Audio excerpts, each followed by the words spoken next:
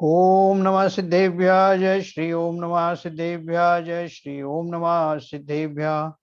मंगलम भगवान वीरो मंगलम गौतम गणी मंगलम कुंद कुंदाद्यो जैन धर्मोस्तु मंगलम सर्व मंगल मांगल्यम सर्व कल्याण कारकम प्रधानम सर्वधर्माणाम जैनम जयतु शासनम जैनम जयतु शासनम जैनम जयतु शासनम। तो देखो हमारा ये बिल्कुल अंतिम अध्याय जो है चल रहा है। तो कल अपन ने जो बात करी थी चिंतन योग्य बिंदु में अपन पढ़ रहे थे और अपन आ गए थे मोक्ष तत्व संबंधी भूल के ऊपर से। और उस लाइन को मैं थोड़ा सा ऊपर से ही पढ़ूंगा, पेज नंबर 418 पे जो पैराग्राफ शुरू हो रहा है। वस्तुतः सुखी होने के लिए जो मोक्ष मार्ग संबंधी गंभीर प्रयास जीव को करने चाहिए थे वे उसने किए ही नहीं है और अन्य क्रियाओं में लगकर सुख ढूंढ रहा है, अर्थात मोक्ष मार्ग पर न चलकर अन्य क्रियाओं में लगा हुआ है, मगर इससे उसे सच्चा सुख मिलने वाला नहीं है। जैसे पथरी के बीमार व्यक्ति को दवा देने से दर्द कम हो जाता है मगर फिर दोबारा शुरू हो जाता है। दवा देना अस्थायी इलाज है, सही इलाज तो ऑपरेशन द्वारा पथरी को निकालना है। इसी प्रकार से जीव के सुखी होने का सही इलाज तो मोक्ष मार्ग पर चलना है, तभी हम संसार दुखों से छुटकारा पा सकते हैं। देखो अनम्यूट करते हैं।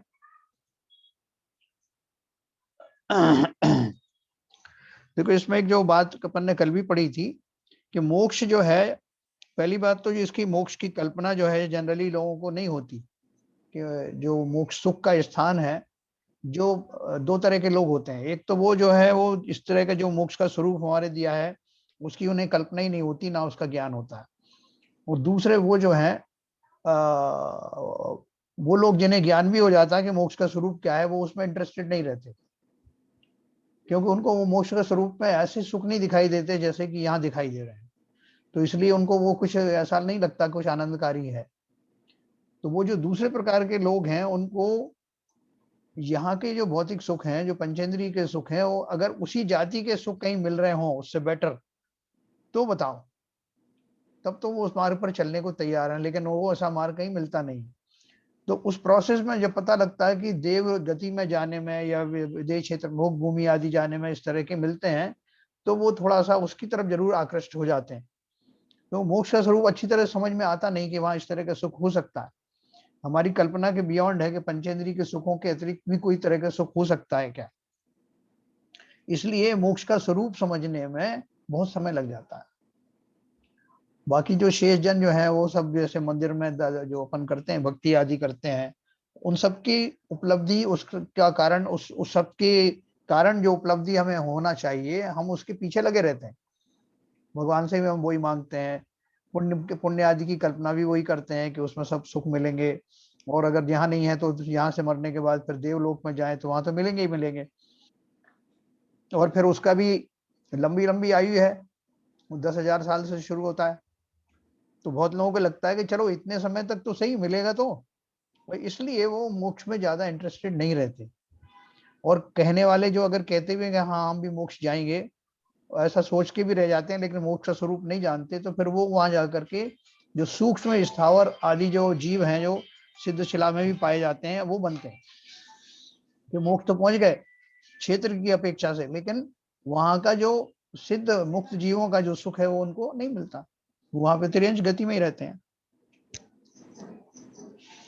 तो ये मोक्ष का जो है स्वरूप हमको बहुत अच्छे से न केवल समझना पड़ेगा बल्कि उसके प्रति श्रद्धा लानी पड़ेगी।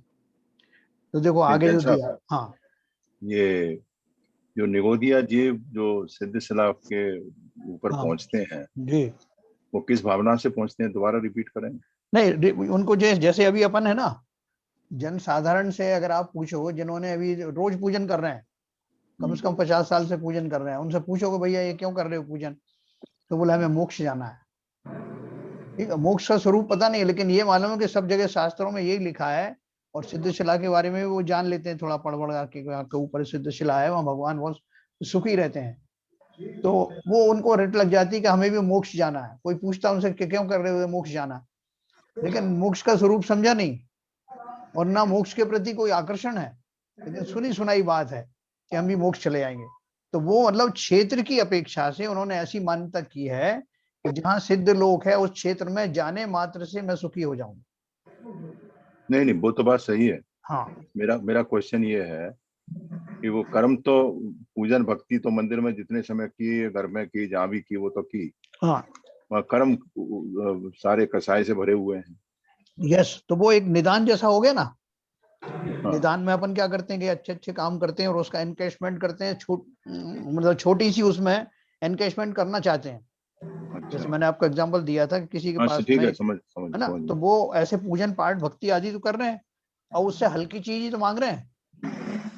उसके फलस्वरूप तो उनको और ज्यादा मिल सकता था, देवगति आदि मिल सकती थी, लेकिन उन्होंने उसके फलस्वरूप अंदर ही अंदर निदान ऐसा माना कि मुझे तो इस भक्ति के फल के स्वरूप मुझे वो सिद्ध शिला वाला क्षेत्र मिल जाए। तो वहां एक क्या क्षेत्र मिल जाता है। हेलो, हाँ बोलिए।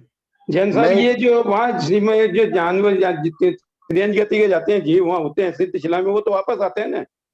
नहीं वापस तो आएंगे, आप वापस तो आएंगे, तो बिना मोक्ष नहीं वापस हुआ ना, मोक्ष नहीं हुआ ना उनका। हाँ, मोक्ष तो हुआ नहीं। हाँ तो वही बात कर रहे हैं अपन कि वो चले तो गए उस आकांक्षा से। हाँ, नहीं वापस आकर के फिर मतलब उनको हो सकता है उस समय समाज आ जाए।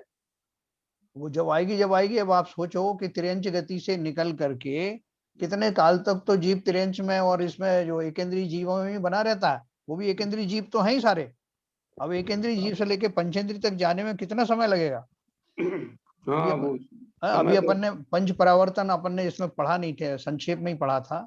जब मैं आपको उसका स्वरूप बताऊंगा पंच परावर्तन का, तो अपने रोंगटे खड़े हो जाएंगे कि मतलब एक एक परावर्तन करने में असंख्यात अनंत वर्ष निकल जाते हैं। तो वो जीव वहां से जाने के बाद तुरंत थोड़ी जो मनुष्य बन करके मोक्ष चला जाने वाला है।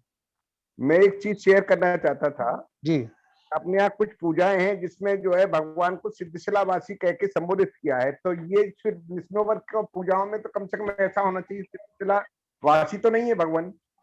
और वो जब गहराई में जाते हैं ना आरपीजन साहब, तब जो है बहुत सारी चीजें जो है बहुत स्थूल कथन होता है पूजन हाँ, आदि में भी और शास्त्रों में भी स्थूल कथन होते हैं। अब जो अपन कर्णान योग पढ़े अपन ने, तो अपन ने बहुत सी चीजें जानी कि जैसा बिल्कुल। हम समझते थे वैसा नहीं है, बारीक चीज कुछ और है।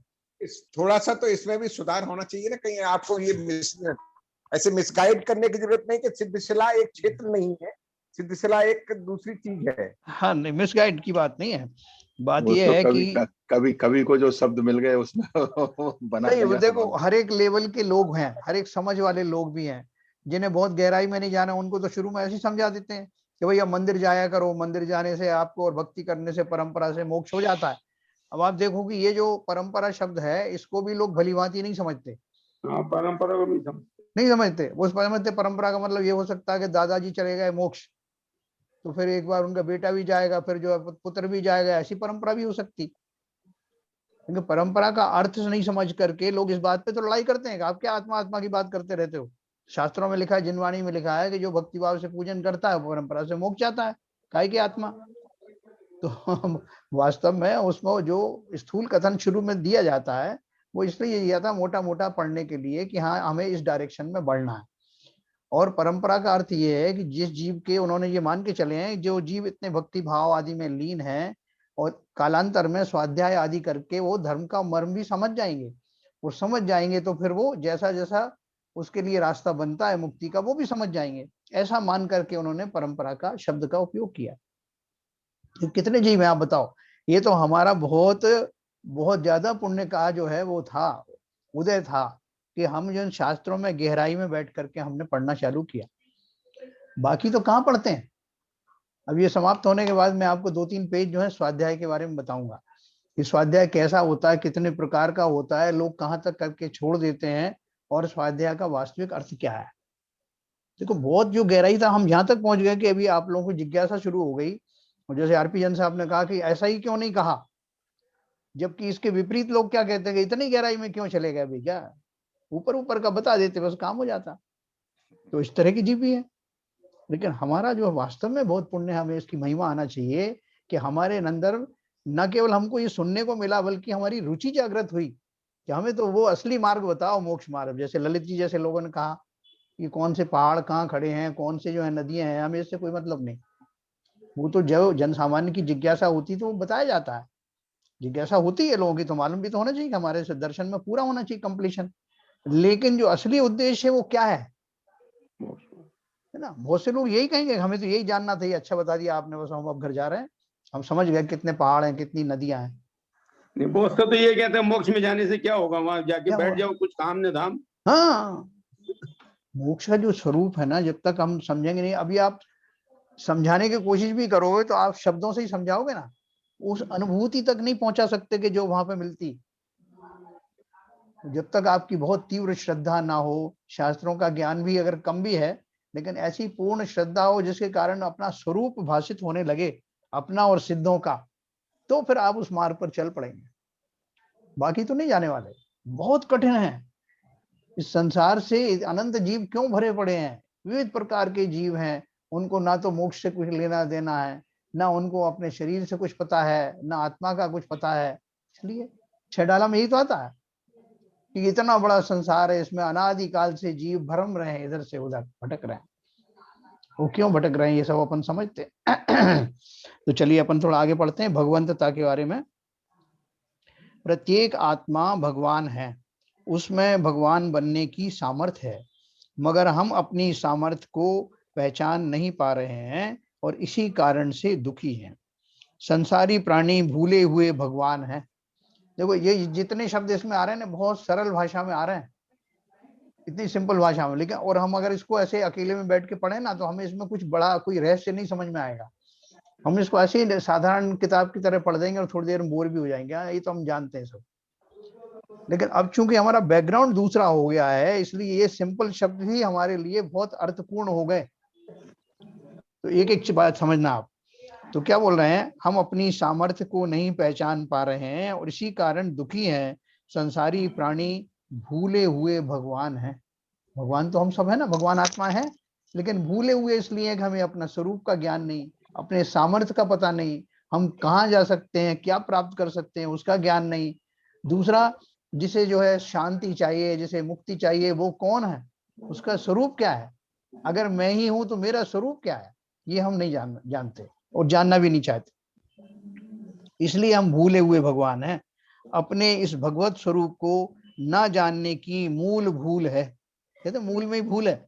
मूल में भूल का अर्थ क्या है, दो कारण से कहा जाता है मूल में भूल। या तो ये कि मुझे जो है, जो जीव द्रव्य है या जीव तत्व है और दूसरे जितने भी द्रव्य हैं उनके बारे में बेसिक चीजें नहीं पता।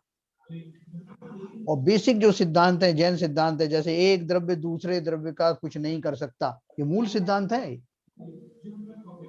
ऐसे बहुत सारे मूल सिद्धांत है। हर एक प्राणी क्या, एक एक कण संसार का स्वतंत्र है, कोई किसी के अधीन नहीं है। ऐसे आपको एक लिस्ट मिलेगी जिसमें जैन धर्म के मूल सिद्धांत हैं, तो अपन ने चर्चाएं बहुत बार कर चुके। तो मूल में भूल, जब कोई आदमी इसमें भटक जाता है ना, तो वो यही कहने लगता है कि भाई साहब अपन चलते तो है ना, अपन करते तो हैं, आप कैसे बोल रहे हो कि हम कुछ नहीं कर सकते। तब उसको समझाना पड़ता है कि भाई तेरे मूल में भूल है। मूल ये है कि हम कौन है, क्या हम शरीर है। तो इस तरह का जो मूल में भूल के लिए वहां प्रयोग किया जाता है। और एक प्रयोग किया जाता है यहाँ पर, देखो जिन्होंने लिखा ना, इसकी आवाज आ रही है,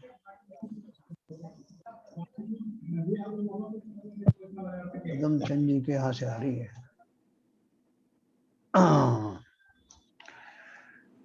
तो ये बोल रहे हैं हम यह सभी भूल कर रहे हैं। संसारी प्राणी भूले हुए भगवान है, अपने इस भगवत स्वरूप को ना जानने की मूल भूल है। इस भूल का ही दूसरा नाम संसार है। हम सभी ये भूल कर रहे हैं मगर उसे स्वीकार नहीं कर पाते हैं। जैसे पागल खाने में रहने वाला पागल व्यक्ति अपने आप को पागल नहीं मानता है ना। आप कभी पागल खाने में गए, कभी आपको मौका मिला पागलों को विजिट करने में, तो पागल क्या मानता है कि मेरे अलावा सारे लोग पागल हैं जो बाहर घूम रहे हैं।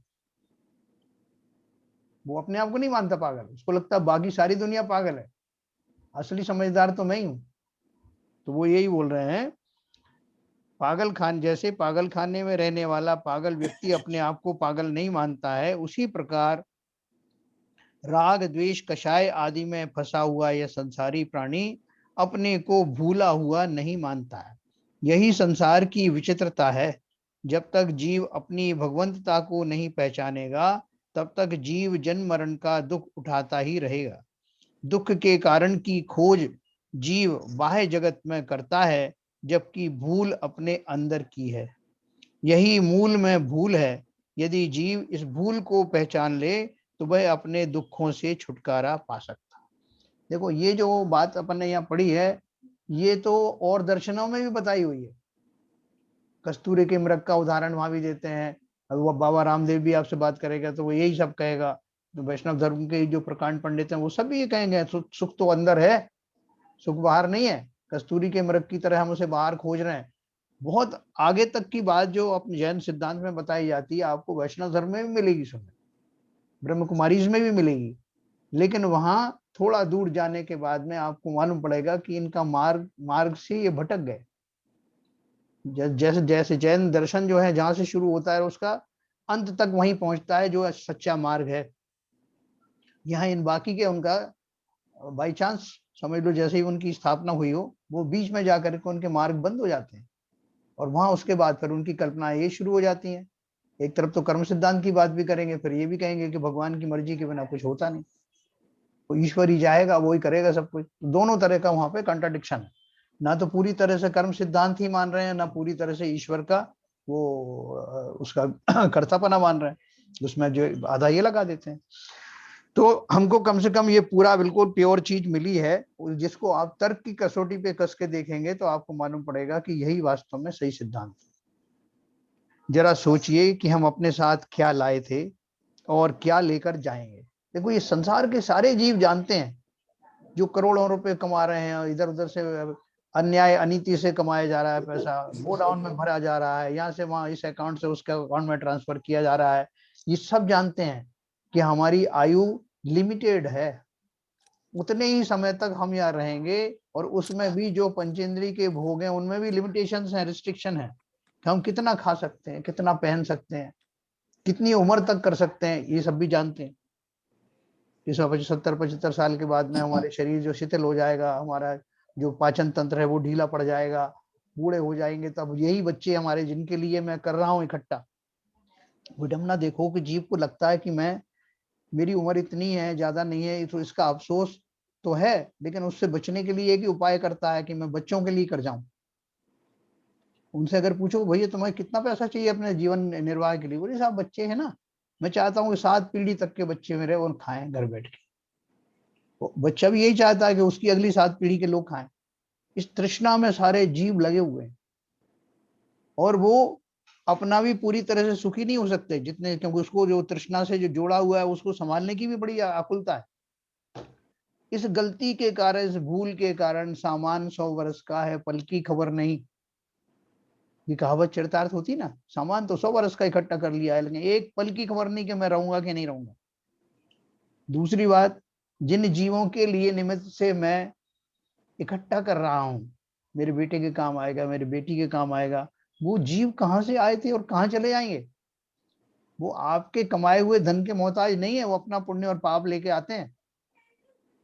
उनको वो मिलेगा भी कि नहीं कोई गारंटी नहीं, और मिले या ना मिले आपके वो हैं कौन, कहां से आए थे, कहां चले जाएंगे, आपके लिए क्या करने वाले हैं। आप कहां से देखोगे कि ये इसने कृतज्ञ आदमी ने मेरे लिए कुछ किया कि नहीं किया, कहां से देखोगे। और बहुत ज्यादा उसने कृतज्ञता दिखाई तो आपको दीवार पर अच्छे सा फ्रेम बना कर टांग देगा।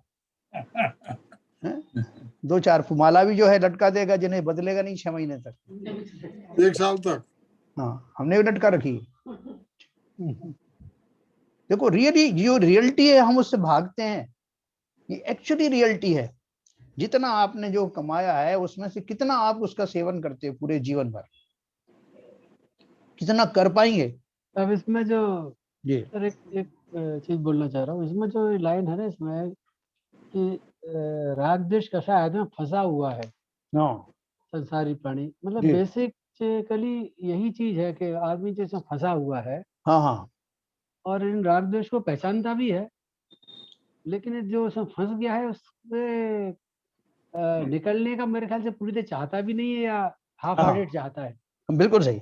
बिल्कुल सही। बेसिकली दुख का कारण वही है, भूला नहीं है, चीजों को जानता है वो कि कषाय मेरे दुख का कारण है, लेकिन कषाय में से निवृत्ति होना भी नहीं चाहता, या मेरे ख्याल से नहीं चाहता, तो उसमें ही सुख आने लगता है उसको। हाँ, तो ये अपन ने बात करी ना अभी, अपन ने यही तो बात करी कि देखो तो पहली अब इससे निवृत्ति का जो है स्ट्रॉन्ग डिजायर कैसे पैदा हो, कैसे निवृत्ति हो, हाँ, बहुत बढ़िया आपने बात अब करी। तभी तो ऐसा तभी है, तो जो राग द्वेष होता है उसका जो क्षणिक रिजल्ट मिलते हैं, देखो मैंने कितनी बढ़िया मायाचारी की, मैं इसको बहुत चाहता हूँ, ये मेरे को बहुत प्रेम करता है, तो उस जाल में जो क्षणिक सुख जो मिलता है ना, वो उसको जाल फैला के मकड़ी सा बना के उसको निकलने नहीं देता है। निकलने। मेरा अपना सोचना ही है। ये राग द्वेष का तो जो संसार ऐसे ही विचित्र है। शैलन जी आए यस, हाँ जी। हाँ शैलन जी बताओ, आपको ये बोल रहे हैं कि अपन जो है हाफ हार्टेडली निकलना चाहते हैं, नहीं भी निकलना चाहते, क्या है ये राज, क्या है? एक्चुअली में क्या है कि हमारी जो हम जैसे बच्चों को हम केयर करना चालू करते हैं, तो वो इतनी केयर की ग्रंथि इतनी पक्की हो जाती है कि हम जब हमारी केयर करने का काम खत्म हो जाता है तब भी हम उसको छोड़ते नहीं है।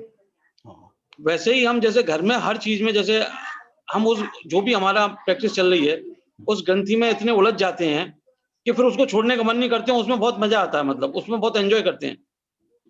तो वही राग मोह का कारण है, क्योंकि ये बहुत एक कहने में बड़ा आसान होता है, लेकिन उस आदत से निकलना है कि भाई अभी हमारा काम पूरा हो गया, अभी हमको नहीं, अभी हमारा काम नहीं है ये। वो दुख वो अच्छा करे बुरा करे वो उसका डिसीजन होना चाहिए, हमको अब निकल के अपने दूसरी जगह पर लगना है, अपने आत्मा कल्याण में लगना है। तो वही मैं जो बात हो रही है अभी कि जो कैसे स्टार्ट करें, तो जैसे बात तो बहुत मामूली सी है, लेकिन उससे निकलने के लिए वही बात आती है, घर से भी निकलना पड़ेगा आपको, क्योंकि आपको अभी जैसे घर में रहते हुए वो नहीं हो सकता है। आपको बीच बीच में ब्रेक लेके आप जाके महीने 2 महीने जाके 3 महीने जाके वो वैसा प्रैक्टिस करना पड़ेगा, तो हो सकता है कि हम लोग कुछ उसमें आगे बढ़ पाए। नहीं मगर हम निकलना ही क्यों चाहते हैं? अगर सब तरह का आनंद मिल रहा है यहाँ पर, सब जो मजे आ रहे हैं पूरी तरह से, तो ऐसा कौन पागल होगा ये सब छोड़ करके कि नहीं हम तो दीक्षा लेंगे जाकर? क्यों लेकिन लोगे? इसमें आनंद कहाँ है इसमें? तो हम आनंद का केवल ये अपन सोच के बैठे हैं या हमको ये फीलिंग हो रहा है कि ये आनंद आ रहा है, लेकिन हमको डे टू डे बेसिस पे तो कुछ ना कुछ तो लगा रहता है। अभी आज हमारा बेटा यदि 10 बजे आ जाता है, यदि वो 12 बजे तक नहीं आया तो 2 घंटे हम लोग टेंशन में बैठे रहते हैं, हमारे माँ बाप टेंशन में बैठे रहते हैं, क्या हो गया, क्यों नहीं आया, क्या हो गया, क्यों नहीं आया। और यदि वो लड़का यदि मुंबई में रहता है तो वो भले ही सुबह 4 बजे आए ऑफिस से, तो हमको चिंता नहीं है। तो ये एक तरीके से एक ऐसी व्यवस्था बन गई है। तो उस चीज से बाहर निकलने के लिए, मतलब उसके लिए जो मैं कभी भी मैं सोचता रहता हूँ, तो मेरे को ऐसा लगता है कि उस चीज से निकलने के लिए थोड़ा बाहर तो निकलना पड़ेगा। देखो भाई ऐसा है कि ये बहुत ज्यादा स्ट्रांग कन्विक्शन नहीं हुआ बाहर निकलने का या घर गृहस्थी छोड़ने का। संजय सोनी जी बताओ जरा, एक मिनट जरा, ये यंग लड़कों से पूछे ना उनका क्या है विचार इस बारे में, निकलना भी चाहते हैं कि नहीं निकलना चाहते, निकले क्यों? मैं तो खुद ही यही बात कर रहा हूँ सर। अपेरेंटली तो वही लगता है कि जब सब कुछ अच्छा चल रहा है तो निकलने की जरूरत क्या है। बिल्कुल सही कहा आपने, अपन को ये एड्रेस करना है, इसको एड्रेस करना है। बात सर एक्चुअली जो जनरल परसेप्शन है ना सर, कि जहां तक मैंने देखा है या तो कुछ बिरले ही लोग होते होंगे कि जब बहुत ज्यादा तकलीफ होती है तो ये आदमी सोचता है यार ये सब बेकार है यार, लेकिन जब आप पूरा प्रॉस्पेरिटी में जी रहे हो, आप एंजॉय कर रहे हो लाइफ को, तब कौन सोचता है ऐसा? मतलब आप समझ लो कि 1-2% 3% लोग जो है जो अरे आवाज चली गई, म्यूट हो गया आपका संजय जी। सो 1-2% सर जो है जो आध्यात्म की तरफ हो गए हैं और जो हाई लेवल पे हैं तो उनका डाइवर्जन उस साइड हो गया।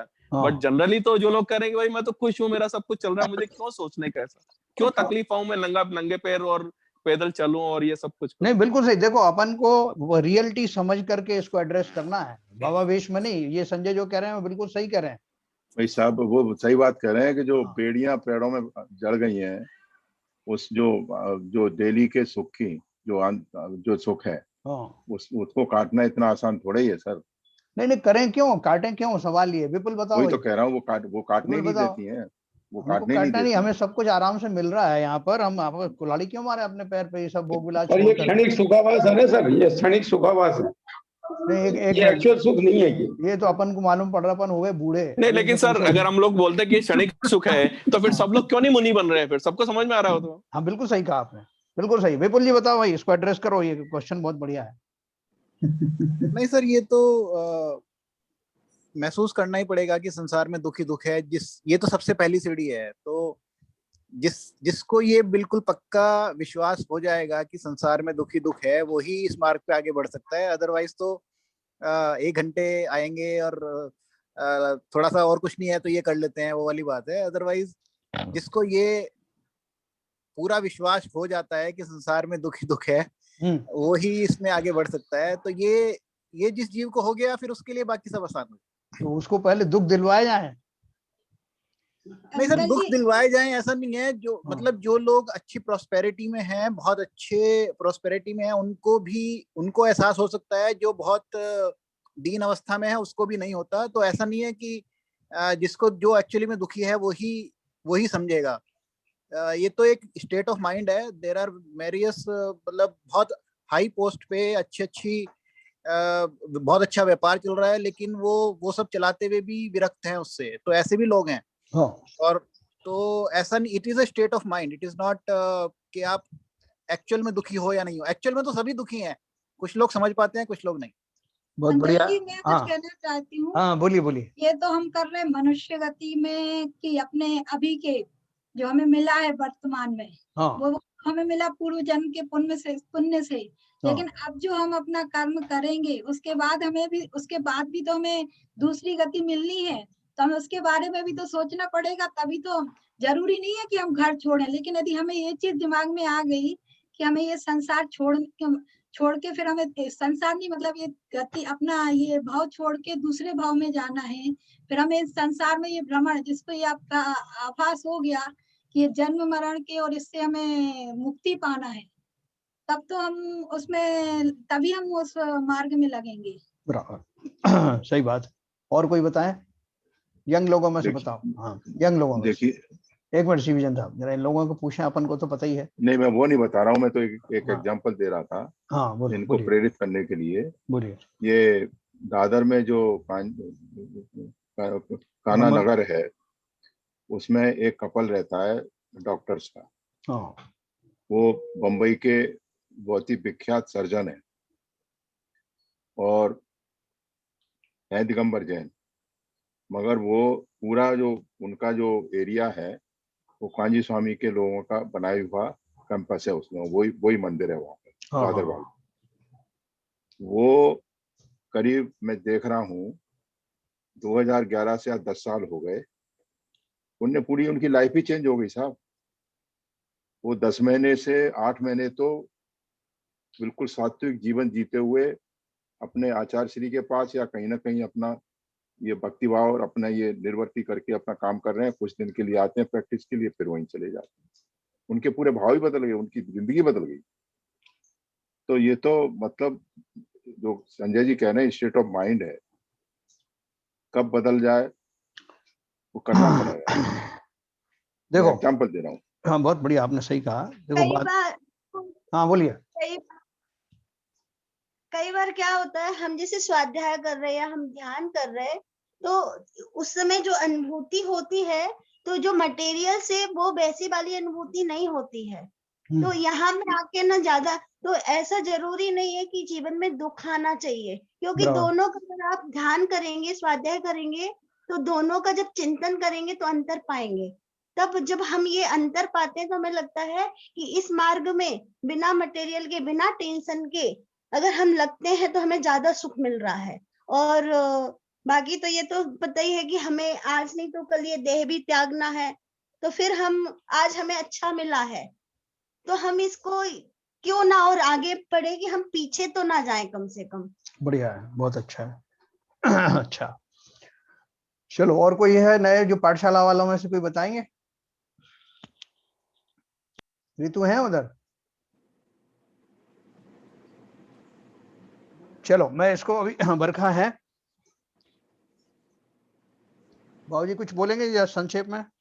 हाँ संजय मैं बोल रहा हूँ, मैं जो है कहना चाह रहा था जी कि हमारे सीबी जैन साहब ने जो मेन चीज बताई थी उससे मैं सहमत हूँ कि संसार में जैसे मकड़ी का जाला बनता है राग द्वेषों के, उसी में उलझा हुआ है और ये जीव बार बार निकलने की कोशिश तो करता है, स्वाध्याय भी मिलता है, सत्संग भी मिलते हैं, लेकिन वो राग द्वेष का जाला इतना बुन रखा है उसे निकल ही नहीं पाता।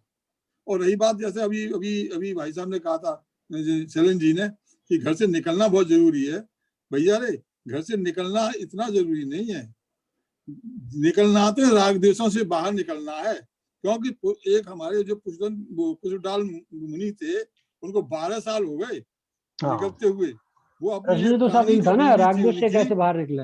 राग द्वेष बीवी थी उसके राग बाबूजी प्रश्न ये था कि राग द्वेष से कैसे बाहर निकले, वो बताइए। घर का मतलब उनका वही था, चलन जी मतलब घर से मतलब वही था कि जहाँ पे राग द्वेष के ज्यादा प्रसंग होते हैं उनसे बाहर निकल करके और थोड़ा सा चिंतन स्वतंत्र चिंतन किया जाए तो जीव उससे निकल सकता है।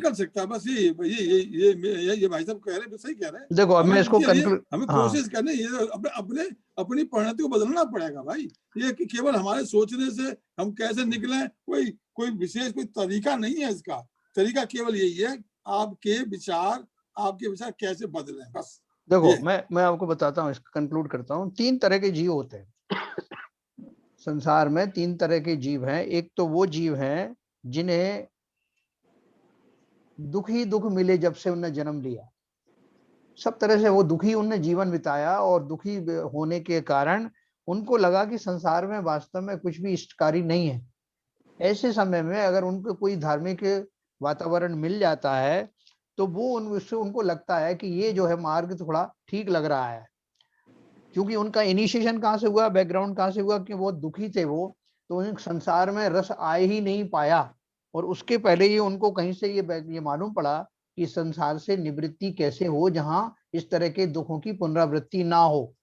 एक तो उस कैटेगरी के लोग हैं जो उस दिशा में बढ़ जाते हैं। अपन बोलते हैं कि दुख में सुमरन सब करे, सुख में करे ना कोई। वो दुख से शुरू होकर के हो सकता है कि उन्होंने इस राग से निकलने की व्यवस्थाएं बिठा ली हो, पहला नंबर। दूसरे वो जीव हैं जो कि जैसे संजय जी ने बताया कि हम और आप सब जो है, हम सब की कहानी है। हमें सब कुछ जब ठीक ठाक लगता है, थोड़ा बहुत कुछ गलत हो गया, मान लो कि रोगी हो गए तो चले गए अपने हॉस्पिटल में, चले गए डॉक्टर को दिखा दिया, ठीक हो गए। फिर कोई और समस्या आ गई तो उसका इंतजाम कर लिया, कभी धन का ना अभाव हुआ तो धन की व्यवस्था कर ली, पुत्र पुत्रियों को कोई दिक्कत हुई। हम उन प्रोसेस में लगते हुए अपने आप को बहुत दुखी महसूस नहीं करते। हाँ, आकुल व्याकुल जरूर महसूस करते हैं और आकुलता के लिए हम टेम्परेरी कुछ अरेंजमेंट कर लेते हैं। और बहुत ज्यादा दुखी होते हैं तो मंदिर चले जाते हैं, शांति धारा कर देते हैं और वहां जाकर भगवान से बोल आते हैं। कई बार हमारी जो है, हमको ऐसा लगता है कि हमारी जो प्रार्थना भी कबूल हो गई भगवान के आगे, वो संकट दूर हो गए, क्योंकि हमें कर्म का सिद्धांत तो मालूम नहीं है कि क्यों हो गया वो दूर। तो ये जो दूसरी कैटेगरी के जो जीव हैं वो जीव बहुत ज्यादा हैं। अब तीसरी कैटेगरी में आपको बताऊं, जिसमें जैसे मैंने बताया था कि एक सेठ के लड़के को थानेदार ने बंद कर दिया। अब वो सेठ जो उसको छुड़ाने पहुंचा तो उसने उससे कहा कि भैया देखो ऐसा है थानेदार साहब, अब मेरे बेटे को जो है मारना मत। तुम्हारे मारेंगे कैसे नहीं, इसने ऐसा अपराध किया तो मारना तो पड़ेगा। तो सेठ जी ने बोला कि एक काम करो, ये बेटा सेंसिटिव बहुत है मेरा, आप इसके बगल में बैठे बच्चे को चांटा मार दो तो ये अपने आप समझ जाएगा कि इसका कष्ट का क्या, मुझे क्या भुगतान करना पड़ेगा, ये जो मैंने अपराध किया है। इसको मारने की जरूरत नहीं है, क्योंकि मेरा राग था ना उस सेठ का, तो रागवश उसने एक बात कही कि इसको मत मारो। दूसरा वो ये भी जानता था कि ये सेंसिटिव भी बहुत है, दूसरे को चांटा पड़ेगा तो इसको समझ में आएगा कि मेरे साथ भी ऐसा हो सकता है। उसी तरह से तीसरे प्रकार के जो जीव हैं वो थोड़े बुद्धिमान किस्म के होते हैं। संसार में देखते हैं तिर्यंच प्राणियों के ऊपर कैसा कैसा जब बोझा डाला जाता है, कैसी दुर्दशाएं उनकी होती हैं। मनुष्यों में कौन गरीब होते हैं, कितने अभाव में जीने वाले लोग हैं, कोई अपंग हैं, कोई अपाहिज हैं, ये सब कौन है। ऐसा जो चिंतन कर पाते हैं, संसार की दशाएं सब जगह, पूरी कर्म भूमि में ये आपकी प्रयोगशाला है, यहाँ सब कुछ दिखाई पड़ता है। कितने तरह के जीव हैं, कौन कौन किन को किस तरह की आकुलता है। जो थोड़ा सा भी चिंतन करेगा उसको समझ में आएगा कि संसार में भले ही मैं इस समय मेरे पास कोई अभाव नहीं है, लेकिन मैं इन्हीं में से एक था और कल फिर इन्हीं में से एक होकर के इनमें शामिल हो सकता हूँ। अगर मैंने समय रहते हुए उपाय नहीं किए तो। ऐसा सेंसिटिव व्यक्ति जो ये समझता है, अपनी आंखें खोल के रखता है कि मैं वास्तव में सुखी हूं कि दुखी हूं। जिस जाति का दुख, शास्त्र भी पढ़ने पड़ेंगे ना आपको, जिस जाति का दुख साहित्य में बताया है, शास्त्रों में बताया और मैं खुद देख रहा हूं, उस जाति का सुख जो है या दुख मुझे भी मिलता आया है और आगे भी मिलेगा। ऐसा जो चिंतन कर पाते हैं, ठीक है, वो जीव ही यहाँ से निकलने की व्यवस्थाएं करते हैं, दूसरे नहीं करते। तो ये तीसरे प्रकार तो के उपाय क्या करें? ये तो ललजी का जो प्रश्न ये है, नहीं बताता रहा हूँ। अभी मैंने समाप्त नहीं किया, एक मिनट, समाप्त नहीं किया मैंने अभी। तो अब जो तीसरी जाति का जो जीव है, वो जो है उसको चिंतन ऐसा क्यों हुआ? अपन ये भी कह सकते हैं कि भाई दूसरी जो किस्म का जो व्यक्ति जैसे हम जैसे लोग हैं, हमें क्यों नहीं ऐसा चिंतन हुआ कि भाई संसार में सुख है नहीं और हम इस तरह से निकल जाएं? उसके पीछे भी एक कर्म रहस्य है। क्या रहस्य है? उस जीव की वास्तव में काल लब्धि आ गई है, इसलिए उसके भाव भी बदलने लगे हैं। तो वो काल लब्धि भी कैसे आई? किसी ने हमको प्रदान थोड़ी की, ला करके प्लेट में रख करके लो साहब आपकी काल लब्धि ले लो या आपके संस्कार अच्छे कर लो, वो भी हम नहीं बनाए। जो समय समय पर हम जो भक्ति आदि करते हैं, जो धार्मिक अनुष्ठान आदि करते हैं, उनके माध्यम से जो हमारी सुबुद्धियां बनती हैं, जो प्रशस्त पुण्य के माध्यम से सुबुद्धि विकसित होती है, वो जब उनका उदय आता है तब इस तरह के इंस्टेंसेस आते हैं, इस तरह के क्षण आते हैं जब हमारा चिंतन इस तरह का होगा। जैसे बुद्ध का बताया ना कि बुद्धों ने देखा उन्होंने कि कोई एक गरीब मुर्दे को जलाया जा रहा है, कोई और चीजें देखी उन्होंने कि उसके पहले मुर्दे नहीं जलते थे क्या? और लोग नहीं देखते क्या मुर्दों को जलते हुए? उन्होंने देखा, श्रीमद राजचंद्र जी ने देखा, तो उनको अचानक से क्लिक हुआ कि ऐसा मेरे साथ भी होगा, वो कितने भवों से हो रहा है, ऐसे उनका चिंतन उस डायरेक्शन में चल गया। तो इसमें रहस्य दो है। एक तो ये पूर्व कर्म का मेरा जब उस तरह के संस्कार का उदय होता है तब मुझे ऐसा चिंतन भी मिलता है, ऐसे दूसरे बाह्य साधन भी मिलते हैं, और उन दोनों के मिश्रण से अगर मेरी होनहार अच्छी है तो मैं उस मार्ग पर चल पड़ता हूं। ये इसका एक्चुअल रहस्य ये है। लेकिन जो लोग अभी जैसे संजय सोनी जी जैसे लोग बैठे हुए हैं, अपन भी सब बैठे थे, तो अपन ने क्या किया कि अपन भी यही धारणा रखते हुए, आज भी काफी हमारी धारणा यही है कि भैया जो कुछ मिल रहा है उसको भोगो ना।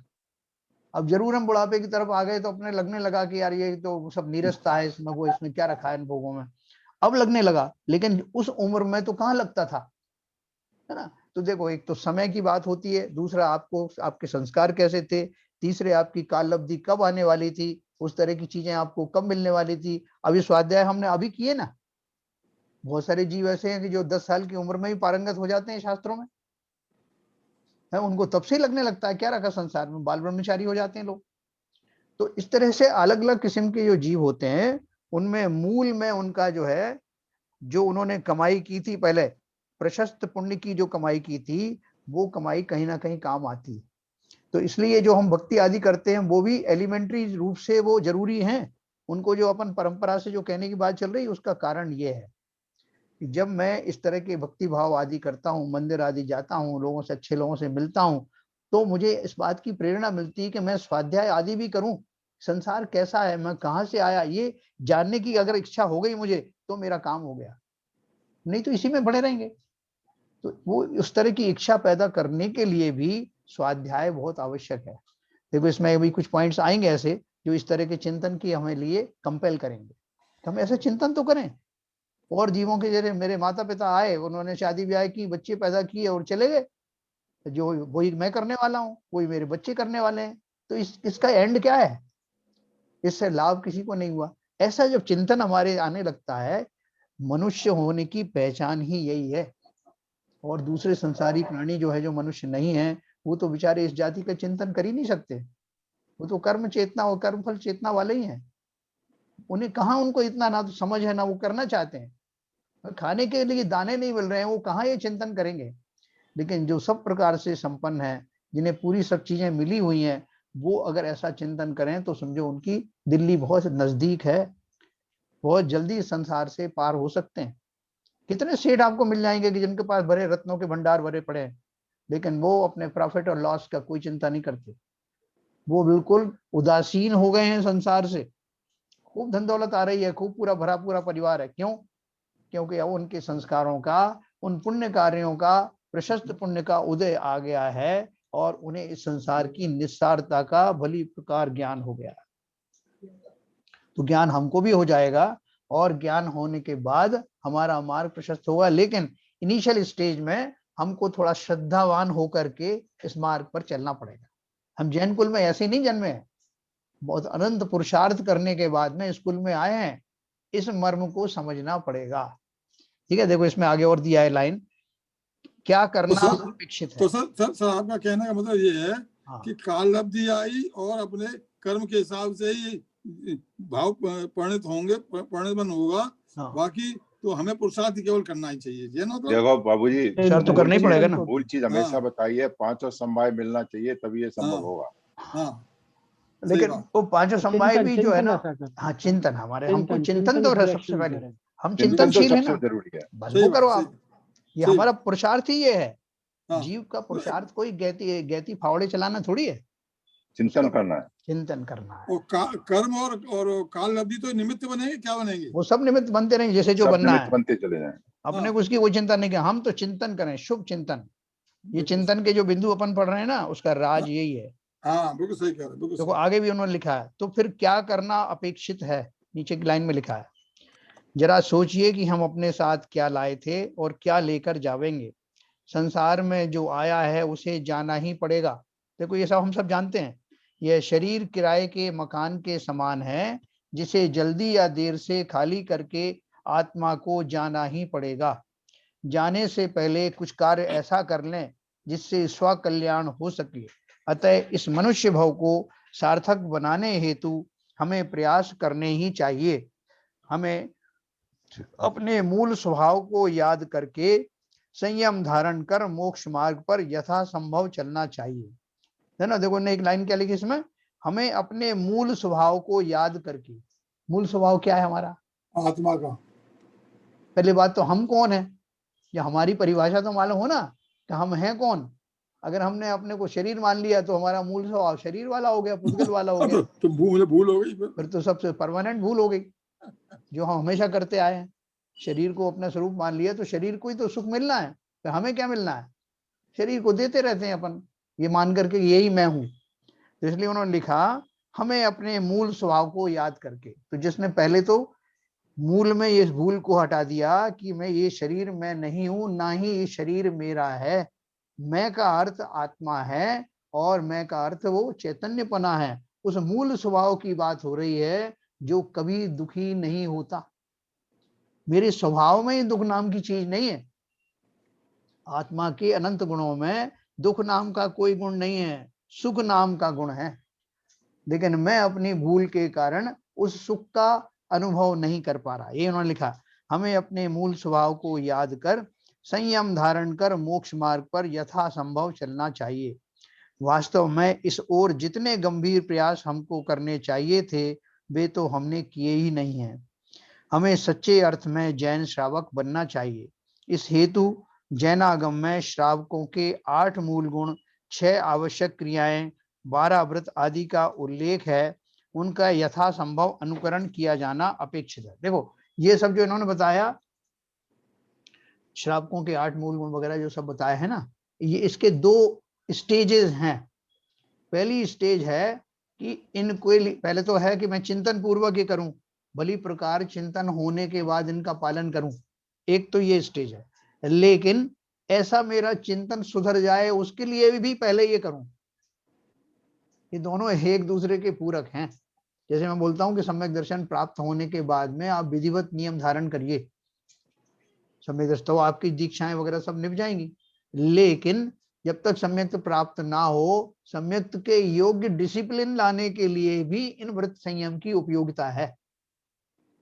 इसी तरह से यहाँ की बात है, जिस चिंतन की अपन ने अभी बात करी फाइनली, उस चिंतन को लाने के लिए भी जीवन को बहुत डिसिप्लिन बनाने की जरूरत है। नहीं चिंतन आएगा नहीं, उस जाति का चिंतन ही नहीं आएगा। जब आप व्रत संयम नियम आदि थोड़ा पालन कर, भले ही अभी आपने गहराई से बिना सम्यक दृष्टि हुई कर लिया, लेकिन आप देखोगे कि बहुत फर्क पड़ता है। जब मैं जीवन जो है पशुओं की तरह नहीं बिता करके अपना आचरणों को संयमित रखता हूं, तो तो मेरी विचारधाराएं भी सुधरने लगती हैं। और विचार सुधरते सुधरते जितने जितने सुधरते जाए उस प्रकार से फिर संकल्पित हो जाए, है ना। जैसे उन्होंने बोला ध्यानत राय जी ने कि तृष्णा जान भाव उछेद घटती जान घटाइए। अगर आपकी तृष्णा घट रही है ना तो और घटाते जाइए, और देखो मैं बदल रहा हूँ, अपने खुद ही समझ में आता है कि मैं बदल रहा हूँ। तो आगे उन्होंने ये जो अष्टमूल गुण आदि की बात की, अष्टमूल गुण तो हमें बेसिक पालन करना ही है, उसके बिना तो हमारे भाव निर्मल होंगे नहीं। जैसा खाएंगे अन्न वैसा होगा मन, अपन पढ़ते हैं ना, तो वो हमें ये दो तरह से समझना है। श्रीमद राजचंद्र जी ने निम्न पंक्तियां हमारा मार्गदर्शन करती हैं। उन्होंने अपूर्व उसमें काल में वो लिखा है श्रीमद राजचंद्र ने, मैं कौन हूँ, आया कहाँ से और मेरा रूप क्या, संबंध दुखमय कौन है, स्वीकृत करूं परिहार क्या, इसका विचार विवेक पूर्वक शांत होकर कीजिए, तो सर्व आत्मिक ज्ञान के सिद्धांत का रस पीजिए। ये हमारे जो सामायिक पाठ आदि है ना, उनमें सब में ये सब दिए हुए हैं। हम भी प्रातः ब्रह्म मुहूर्त में उठकर पंच परमेष्टि का स्मरण करें और यह विचार करें कि मैं कौन हूँ, कहाँ से आया हूँ, कहाँ जाना है, मेरा धर्म क्या है तथा हे उपादेय क्या है ना। मैं कौन हूँ, मैं सहज शुद्ध ज्ञानानंद स्वभाव निर्विकल्प हूँ। आत्मा अविनाशी है, यह ना तो जन्म लेती है, ना वृद्ध होती है और ना ही मृत्यु को प्राप्त होती है। ये हमको पहले से नहीं मालूम था, ये तो अपन ने पढ़ा था, अपन को मालूम पड़ा। अब जरूर हमको ऐसा पक्का विश्वास हो चला है, लेकिन भाव भाषण अभी भी नहीं हुआ। तो क्या बोल रहे हैं, आत्मा अविनाशी है, यह ना तो जन्म लेती है, ना वृद्ध होती है और ना मृत्यु को प्राप्त होती है, मात्र शरीर रूपी पर्याय बदलती रहती है। मैं अकेला हूँ, जब शरीर ही यहाँ पर मेरा नहीं है तो परिवार जन धन आदि अन्य कोई मेरा कैसे हो सकता है। हमें यह दृढ़ श्रद्धान करना चाहिए कि आत्मा और शरीर अलग अलग है ना। ये श्रद्धान कहाँ होता है, अपन 12 भावना कहते हो, 12 भावना पढ़ो भाई, टाइम को ही निकालना हो ना। जैसे टाइम गैप कोई आ रहा है, उसको अभिषेक करना ही हो रहा है, उसका टाइम लग रहा है आने में, तैयार होने में, तो हम बोलते हैं 12 भावना पढ़ लो, मेरी भावना पढ़ लो, है ना, टाइम पास करने के लिए। टाइम पास कर। ये कितनी महान भावनाएं हैं जो हमें मिली हैं और हम उनको टाइम पास करने के लिए फिलर गैप की तरह यूज करते हैं। तो ये जो उन्होंने बात लिखी ना कि जब शरीर ही मेरा नहीं है तो ये परिवारजन मेरे कैसे हो सकते हैं। जहां देह अपनी नहीं तहां ना अपना कोई, है ना। धन जौवन सब क्या है, घर संपत्ति सब प्रकट हैं, पर हैं परिजन लोय। ये सारे जो बाहर से दिखने वाले जो जीव हैं वो तो मेरे हो ही नहीं सकते। ऐसा भाव हमको कहाँ आया, हमको तो उन जो मिले हुए हैं संयोग से परिवारजन, उनमें इतना ममत्व है, यही तो मेरी मोह की दशा है, यही मेरी राग आदि है। तो वो कब निकल सकते हैं, जब ये चिंतन मेरा चले कि वास्तव में ये मैं कहाँ से लाया था, इन सब जीवों को, ये सब गृहस्थी में कहाँ से लाया था। ये संयोग बस आकर के जीव यहाँ इकट्ठे हुए हैं और अपना अपना संयोग पूरा होते ही निकल जाने वाले हैं। मैं उनसे पूछता हूँ क्या किसी से कि भैया आप कहाँ से आए हो। मंदिर में कोई आ जाए नया आदमी तो अपन पूछते हैं कि आप कहाँ रहते हो, ओरिजिनली कहाँ से हो, आप कहाँ रहने वाले हो, सेटल कहाँ होने वाले हो। तो वो अपन से कहेगा आप बताओ आप कहाँ से आए हो। हमको बस अपनी लौकिक चीजें मालूम कि हम कहाँ से आए, कोई राजस्थान से आया, कोई एमपी से आया, लेकिन हमारा जो वास्तविक ओरिजिन है या परिवारजनों का वो ना तो हमें मालूम है और ना ही हम पता करने की कोशिश करते हैं। मालूम है कहाँ जाएंगे। हाँ, सहज ही स्वीकार कर लेते हैं, मेरे घर में बेटा आया है। कहाँ से आया भाई, उस बेटे से पूछे, किसी को नहीं पता, ना हम पता करना चाहते हैं। और मरने के बाद कहाँ चले जाओगे, तुम हमें याद कर, हम याद आएंगे कि नहीं आएंगे, है जब तुम जो हमें माला लटकाओगे कि नहीं, अभी गारंटी लिख के दो। अब इसी इतने मात्र में उलझे हुए हैं, इतने से प्राप्ति के लिए परेशान है। छोटी मोटी प्रशंसा मिल जाए जीवन में, इसका ही अपना यहाँ पे इस जगह पर नाम लिखवा दो, मेरे मरने के बाद लोग याद करेंगे। हाँ देखो, थोड़ा सा भी चिंतन अपन करें ठहर करके। हम भाग रहे हैं उस रेस में जहां और लोग भाग रहे हैं, थोड़ा सा ठहराव के साथ कि क्यों भाग रहे हैं। उनसे पूछें लोगों से, भैया क्यों भाग रहे हो, बोले साहब मैं थोड़ी, आगे वाला भाग रहा था तो मैं उसके पीछे मैं भी लग लिया। ऐसे ही हम सब भाग रहे हैं, लेकिन क्षण भर रुक करके समझें कि हम कहाँ भाग रहे हैं, क्यों भाग रहे हैं, ये हमें कौन मिले हैं, क्यों मिले हैं, कब बिछड़ जाने वाले हैं। तो ये चिंतन हमारा बहुत दूर तक हमारे काम आने वाला है। ठीक है, कहाँ से आया हूँ, ये इसमें अगला जो है, कहाँ से आया हूँ, कहाँ जाना है, मेरा धर्म क्या है, ये कल अपन इसके ऊपर और चर्चा करेंगे। तो ये सब्जेक्ट वास्तव में तो असली काम हमारा यही है, पूरा जो धर्म पढ़ने का काम है वो कंक्लूडिंग तो यही है। ठीक है, तो कल अपन इसकी और चर्चा करेंगे। अभी समय हो गया। जिनवाणी स्तुति।